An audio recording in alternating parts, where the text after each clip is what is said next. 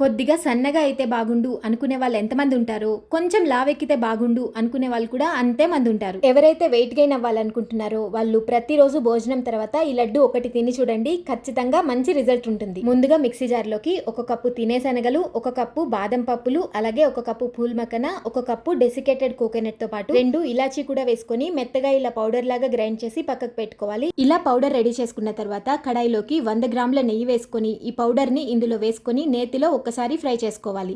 ఇప్పుడు స్వీట్నెస్ కోసం 3 స్పూన్ల బెల్లం పౌడర్ వేసుకొని మొత్తం బాగా కలిసేలా మిక్స్ చేసుకొని బెల్లం కరిగేంత వరకు కుక్ చేసుకున్న తర్వాత ఒక గుప్పెడు పుచ్చకాయ గింజలు కూడా ఇందులో వేసుకొని మొత్తం బాగా కలిసేలా మిక్స్ చేసుకొని మరీ చల్లగా అయిపోకుండా కొద్దిగా వేడిపై ఉన్నప్పుడే ఇలా లడ్డూలాగా చుట్టేసుకోవాలి. ఈ లడ్డూల్లో హెల్దీ ఫ్యాట్స్ తో పాటు ప్రోటీన్, న్యూట్రియంట్స్ కూడా పుష్కలంగా ఉన్నాయి. అలాగే ఇది భోజనం తర్వాత తినడం వల్ల ఒక మల్టీ విటమిన్ లాగా పనిచేస్తుంది. వెయిట్ గెయిన్ అవ్వడానికి కూడా చాలా హెల్ప్ అవుతుంది. ఖచ్చితంగా ట్రై చేసి చూడండి. ఎవరికైనా యూజ్ అవుతుంది అనుకుంటే షేర్ చేయండి. Thank you.